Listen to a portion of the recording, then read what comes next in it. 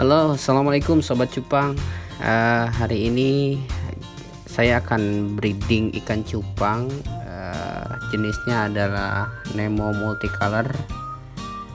Nah, jadi kebetulan ini hobi ya. Jadi kalau hobi itu ya gimana ya, senang aja gitu jadinya. Salam satu hobi juga bagi pecinta ikan cupang. Aduh, mohon maaf nih, di belakang ada botol, takut jadi iklan. Nah, di sini saya punya satu pasang ikan Nemo multicolor galaksi yang hari ini akan saya breeding. Nah, di sini mungkin saya akan berbagi informasi terkait cara breeding ikan cupang. Semoga bermanfaat bagi kita semua, bagi sama-sama penghobi. Yang pertama yang harus kita persiapkan untuk breeding ikan cupang, yang jelas pastinya kita punya bibitnya terlebih dahulu ya. Jadi saya punya satu bibit yang sudah masuk umurannya itu sekitar 6 sampai 7 bulanan, 8 bulan juga masih bisa.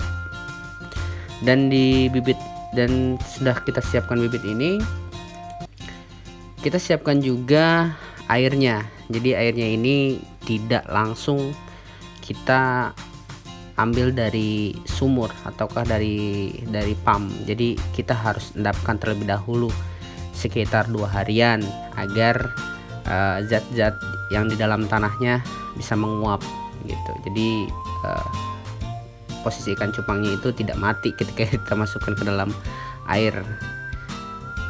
Teman-teman semua, yang paling jelas ketika kita menyiapkan indukan ini, kita harus tahu bagaimana si ikan cupang ini, apakah dia sudah kuat ataukah belum. Karena yang jelas indukan tersebut ketika kita kawinkan, jelasnya kita harus rawat terlebih dahulu, jadi agar matang. Apalagi posisi betinanya ini nih, posisi betinanya ini harus kita rawat benar-benar nih, karena kalau tidak dirawat kemungkinan tidak akan full telur. Nah, kalau yang sini saya sudah rawat nih, kebetulan sudah full telur. Jadi sudah 2 minggu saya rawat. Saya kasih pakannya itu adalah jentik nyamuk, anakan nyamuk yang baru, yang saya masukkan ke betinanya. Dan medianya saya pergunakan ini adalah daun pisang. Jadi saya tidak menggunakan daun ketapang dan saya tidak juga menggunakan plastik. Karena kalau plastik itu biasanya suka nempel di atasnya itu telur-telurnya dan tidak maksimal. Ya, saya lebih senang menggunakan daun pisang, dan terbukti kemarin saya hasilnya bagus juga sih untuk menggunakan daun pisang ini. Dan teman-teman juga diperhatikan terkait dengan besar kecilnya indukannya. Jadi kalau yang pertama itu sebenarnya paling minimal resiko itu sama-sama besar, indukan jantan dan betinanya itu sama-sama besar. Itu sebenarnya udah paling standar ya. Kalau lebih bagus lagi, indukan jantannya lebih besar daripada betina. Jangan sampai ketika kita ngebreed, indukan betinanya lebih besar daripada jantan. Biasanya ketika dimasukkan dalam satu bukan kayak gini untuk dikawinkan, kalau betinanya lebih besar, si jantannya itu tidak berani untuk mendekati betinanya gitu loh. Itu pengalaman saya. Nanti saya informasikan lagi video berkaitan dengan hasil breeding saya.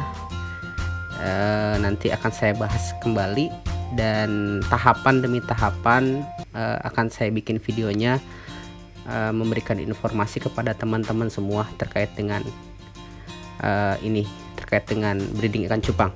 Dan saya akan memperlihatkan juga nih, saya di belakang rumah juga, di samping saya sudah menyatukan betina dan jantannya di ruangan yang berbeda.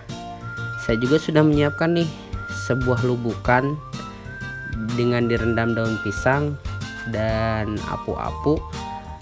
Media ini yang akan saya persiapkan, jadi bersamaan bareng ketika ngebreeding ikan. Karena nanti saya menunggu ngendap dulu nih, airnya itu saya posisikan biar netral, kurang lebih sekitar 4-5 hari lah. Ketika sudah netral, baru saya akan usia burayak sekitar 4 hari sampai 5 hari saya akan pindahkan ke sini. Dan kalau bisa diusahakan buat teman-teman semua untuk menyiapkan media untuk pembesaran ikan cupang atau dipindahkan dari wadah perkawinannya ke sini. Cari wadahnya yang begitu luas ya. Jadi teman-teman semua persiapkan wadahnya yang begitu luas dan airnya pun tidak terlalu tinggi gitu, karena mengurangi dampak dari resiko kematian kepada burayak. Ya mungkin itu persiapan yang saya akan siapkan untuk breeding ikan cupang. Karena ketika saya menyiapkan seperti ini, alhamdulillah hasilnya pun tidak banyak yang mati gitu, intinya seperti itu.